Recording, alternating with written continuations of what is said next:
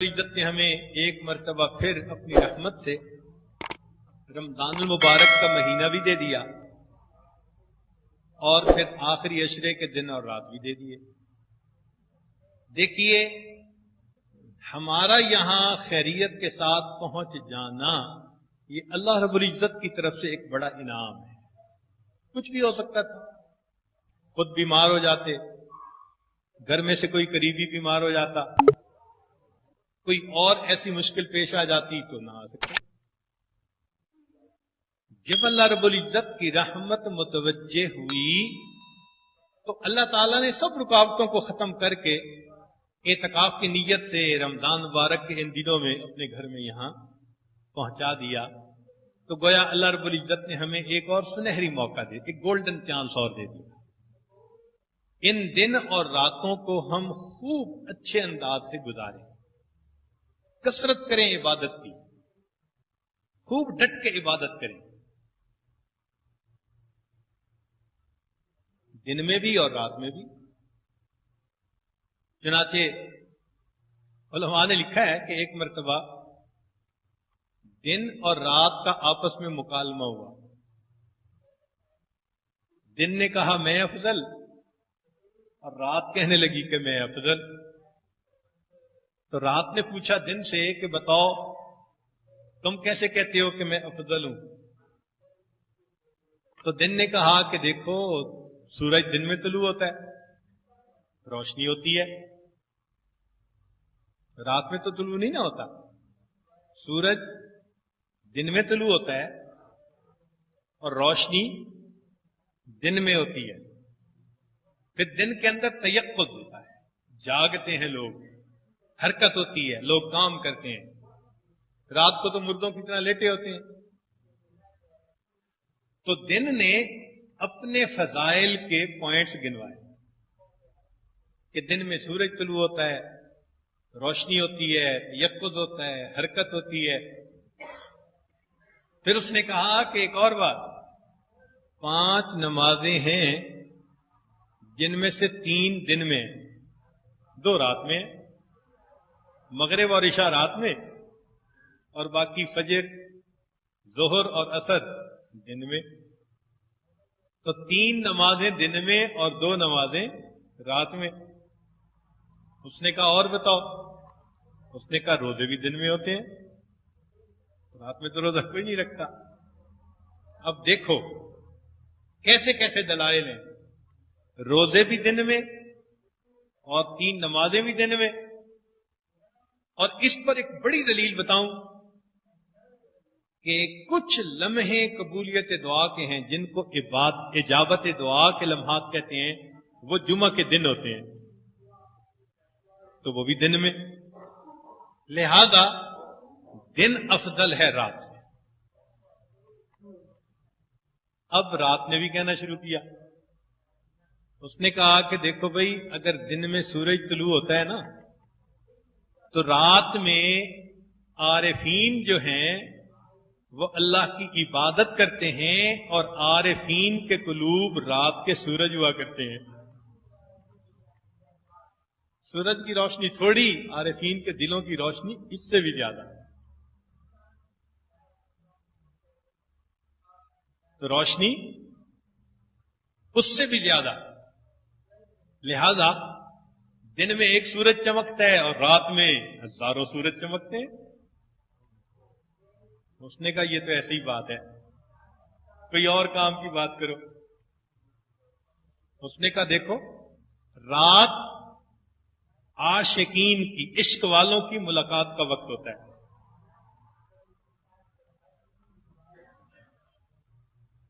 کیسے بھائی؟ اس نے کہا دیکھو، اللہ تعالیٰ اپنے حبیب صلی اللہ علیہ وسلم کو فرماتے ہیں، یا ایھا المزمل قم اللیل الا قلیلا۔ تو کب کھڑا ہونے کا حکم دیا؟ ومن اللیل فتہجد بہ نافلۃ لک۔ تو رات کے عبادت کا حکم فرمایا۔ اہمیت ہے نا کوئی رات کی، تبھی تو محبوب کو حکم دے رہے ہیں کہ رات میں کھڑے ہو۔ تو رات ملاقات ہوتی ہے محب اور محبوب کی، تو دن نے کہا کہ کوئی اور دلیل ٹھوس پیش کرو. اس نے کہا اچھا دلیل سنو کہ اللہ نے اپنے محبوب کو ملاقات کے لیے کب بلایا؟ سبحان الذی اسری بعبدہ لیلا من المسجد الحرام، رات کو بلایا. اب دن نے سوچا اچھا بات تو پکی کر دی. اس نے کہا کوئی اور بات کرو جو بہت ٹھوس ہو. اس نے کہا اچھا سن لو آخری بات کہ دن میں ساتھ اجابت ہے، جمعے کا دن ہے، فلاں ہے، سب باتیں اپنی صحیح. راتوں میں سے ایک رات ایسی ہے جس کو لیلۃ القدر کہتے ہیں. لیلۃ القدر خیر من الف شہر، 1000 مہینوں کی عبادت سے بہتر. اس 1000 مہینوں میں دن آئیں گے کہ نہیں آئیں گے؟ تم 1000 مہینوں کے دن ہو جاؤ، ایک رات کے برابر نہیں ہو سکتے. تم کیسے کہتے ہو؟ اس دلیل کے بعد دن نے تسلیم کر لیا کہ رات افضل ہے مجھ سے. اب اللہ تعالیٰ نے ہمیں آخری عشرے کی راتیں بھی عطا فرمائیں. چنانچہ سال میں رمضان کی راتیں اعلیٰ، اور رمضان میں آخری عشرے کی راتیں، اور آخری عشرے میں جو طاق راتیں ہیں وہ اس سے بھی زیادہ اعلیٰ، اور 27 کی رات اس سے بھی زیادہ. یہ راتیں اللہ تعالیٰ نے ہمیں پھر عطا فرما دی ہیں. اس کو اللہ تعالیٰ کی طرف سے ایک انعام سمجھیں، اور ان راتوں میں ہم عبادت کے ذریعے، تلاوت کے ذریعے، دعا کے ذریعے اپنے اللہ کو منائیں.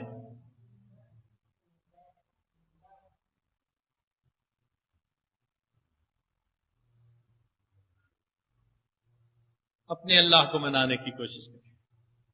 آج حالت تو یہ ہے کہ ہمارے ایک بزرگ فرماتے تھے کہ اے انسان، جتنا تو افلاس سے ڈرتا ہے اتنا اگر تو خدا سے ڈر جاتا تو تجھے اس کا وصل حاصل ہو جاتا.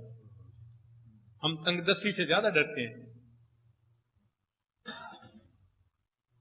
بکری ایک اشارے پر گھاس چرنا چھوڑ دیتی ہے، اور ہم اپنے مالک کے کہنے کے اوپر بھی گناہوں کا کرنا نہیں چھوڑتا. حالت تو یہی ہے نا کہ ڈاکٹر نے کہہ دیا نمک نہ کھاؤ، نقصان دہ ہے، تو نمک بند. شوگر ہو گئی تو چینی بند. ہارٹ پرابلم ہے تو چربی بند. یہ چیزیں ڈاکٹروں کے کہنے پہ بند کر دیتے ہیں. اللہ رب العزت نے جن گناہوں سے بچنے کا حکم دیا ہم ان گناہوں سے نہیں بچتے.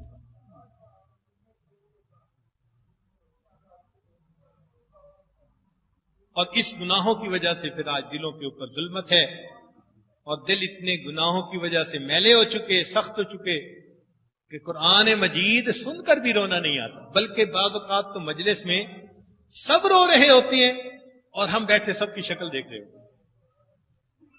آخر ہم اس نعمت سے کیوں محروم ہیں؟ اللہ تعالیٰ سے مانگیے، اللہ تعالیٰ عطا فرما دیتے ہیں، مہربانی کر دیتے ہیں. یہ تالے کھل سکتے ہیں، یہ ایسے تالے نہیں جو کھل نہ سکیں. اللہ تعالیٰ کی رحمت متوجہ ہوگی، اللہ تعالیٰ دلوں کے تالے کھول دیں گے. ان 10 دنوں کے اندر ہم اپنے دلوں میں خود ایک تبدیلی محسوس کریں گے. نرم ہوں گے، اللہ کی طرف متوجہ ہوں گے، انابت اللہ، رجوع اللہ. یہ کیفیت ہمیں بھی اللہ تعالیٰ عطا فرما دے. چونکہ معتکف حضرات بھی یہاں موجود ہیں، تو جیسے عمرہ کرنے والا یا حج کرنے والا احرام باندھ لیتا ہے تو پھر جائز چیزیں بھی وہ چھوڑ دیتا ہے. محرم جس کو کہتے ہیں نا، احرام والا، بہت ساری جائز چیزیں بھی وہ نہیں کرتا، منع ہو جاتی ہیں. خوشبو لگانا جائز تھا، احرام کے بعد منع. بال کاٹنا جائز تھا، احرام کے بعد منع. اسی طرح معتکف بھی اعتکاف کی نیت کرنے کے بعد جائز چیزوں کو بھی چھوڑ دیتا ہے. مسجد میں رہتے ہوئے ایک تو مسجد کے آداب کا خیال رکھیں، اور یہاں پر جتنا آپ خاموش رہ سکیں اتنا بہتر ہے. حق الوسع کم بات کریں، کرنی بھی پڑے تو ذرا دھیمی لہجے میں کریں تاکہ دوسرے ڈسٹرب نہ ہو. کسی کی تلاوت میں خلل نہ آئے، کسی کی نیند میں خلل نہ آئے، کسی کے ذکر میں ہو سکتا ہے کوئی اللہ سے تار جوڑ کر بیٹھا ہو تو اس کی کیفیت میں کہیں خلل نہ آئے۔ ہمیں چونکہ گھروں میں بھی اونچا بولنے کی عادت ہے تو اس لیے کئی مرتبہ مسجد میں بھی اونچا بولتے رہتے ہیں اور بھول جاتے ہیں کہ بھئی ہم ایک ایسی جگہ پر ہیں جہاں اور بھی بہت سارے لوگ اسی نیت کے ساتھ ہیں۔ تو اس لیے ایک تو اونچا بات کرنے سے پرہیز کریں، چاہے کھانے کے دوران، چاہے کھانے کے علاوہ، جتنی بھی ضروری بات ہو کوشش کریں کہ سرگوشی کریں، سرگوشی کریں، اس انداز سے بات کریں۔ اور ایک اور مصیبت ہے جس کا نام ہے سیل فون۔ شیطان اعتکاف کو خراب کرنے کے لیے اس کو استعمال کرے گا۔ یہ خنجر در بغل ہے، خنجر در بغل ہوتا تھا، یہ فون در جیب ہے۔ بس وہ اس کے ذریعے سے آپ کے اعتکاف کے اندر خلل ڈالنے کی کوشش کرے گا۔ ان 10 دنوں میں چونکہ نیت کر لی، اس لیے اب سیل فون کو بھی حد الوسع استعمال نہ کریں۔ اتنی ایمرجنسی تو نہیں ہوتی کہ سیل فون کے بغیر کھانا ہضم نہیں ہو رہا، یا سیل فون کے بغیر نیند نہیں آ رہی، یا سیل فون کے بغیر پتہ نہیں کوئی آسمان گر جائے گا۔ بالکل آسمان نہیں گرتا، یقین دلاتے ہیں۔ آپ سیل فون کو 10 دن بالکل استعمال نہ کریں۔ رہ گئی بات خیر خیریت کی تو گھر والوں کو پہلے سے ہی بتا دیں کہ بھئی 10 دن میں no news is a good news, بات ختم۔ یہ کہاں لکھا ہے کہ ہم نے اعتکاف میں بھی روز خیریت دریافت کرنی ہے؟ اس کا استعمال نہ کریں، سب سے بہتر تو یہی ہے۔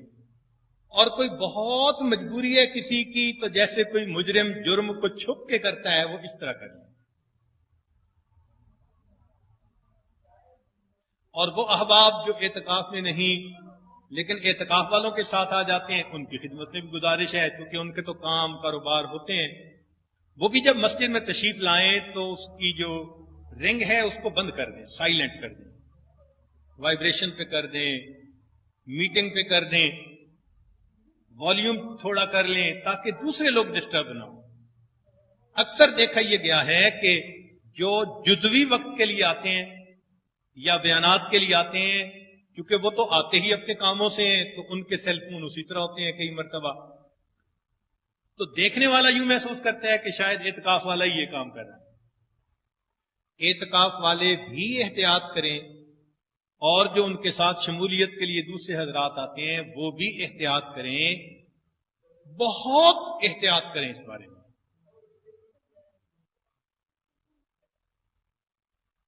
کوشش یہ کریں کہ اس کے استعمال کی ضرورت ہی پیش نہ آئے۔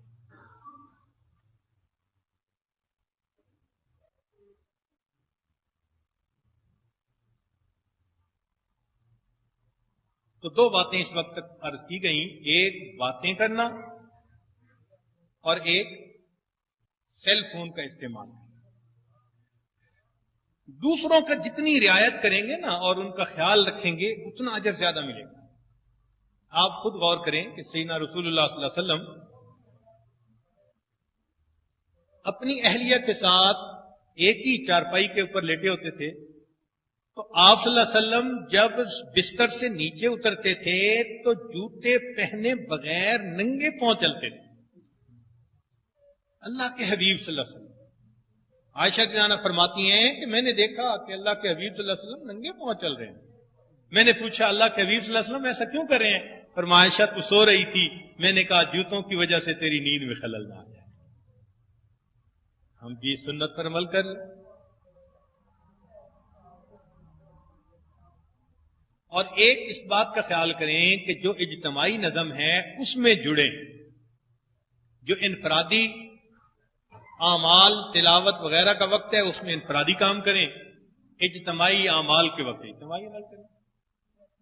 ورنہ عام طور پر جب رات کو سونے کا وقت ہوگا اس وقت باتیں یاد آ جائیں گی، اور جب دن میں تعلیم کے لیے یا مجلس بیان کے لیے اٹھیں گے اس وقت نیند غالب آ جائے گی۔ تو شیطان ہمارے پیچھے ہے تو لگا ہوا.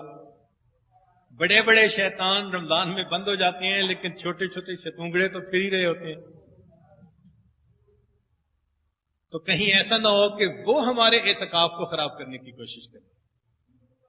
ایک دوسرے کے ساتھ حسن اخلاق کے ساتھ، محبت کے ساتھ، پیار کے ساتھ، اچھے انداز کے ساتھ ہم رہیں. 10 دن اس کیفیت کے ساتھ گزاریں کہ یہ وقت ہمارے پاس امانت ہے، اپنا وقت نہیں ہے. اب نیت کر کے ہم یہ وقت دے چکے ہیں. اب اس وقت کو ہم نے عبادت میں اللہ کے لیے ایسے استعمال کرنا ہے جس سے اللہ رب العزت خوش ہو جائے، اللہ رب العزت راضی ہو جائے. ہیں تو 10 دن، لیکن ان 10 دنوں میں پھر آپ اپنی شروع اور بعد کی کیفیت کے درمیان موازنہ بھی خود کیجئے گا. دیکھیے گا کہ پھر اس کے کیا اثرات ہوتے ہیں. من طلب فقد وجد، من جد فقد وجد. اللہ تعالیٰ محنت ضائع نہیں فرماتے. ہمارے ہاں مزدور مزدوری کرنے آتا ہے تو جس کے دل میں تھوڑی سی شرافت ہوتی ہے وہ بھی شام کو مزدوری دیے بغیر اس کو نہیں واپس بھیجتا. تو کیا سوچتے ہیں اس مالک الملک کے بارے میں کہ زمین و آسمان کے خزانوں کی کنجیاں جس کے ہاتھ میں ہیں. اگر ایک بندہ 10 دن رات اللہ کے لیے اس کے گھر میں آ کر بیٹھا اور اس نے دہلیز پکڑ لی کہ اللہ آپ کو منانے کے لیے آیا ہوں، کیا اللہ تعالیٰ اس مزدور کی مزدوری دیے بغیر اس کو چھٹکارا دے؟ ایسا ہرگز نہیں ہو سکتا. اللہ تعالیٰ کا ارادہ خیر کا ہے، اس لیے انہوں نے یہاں آنے کی توفیق دی. دعا کرتے ہیں اللہ تعالیٰ ان دنوں میں ہمیں بھرپور عبادت کے ساتھ اپنے عیوب ختم کرنے کی، گناہوں سے توبہ کرنے کی اور ایک اچھا انسان بننے کی توفیق عطا فرما.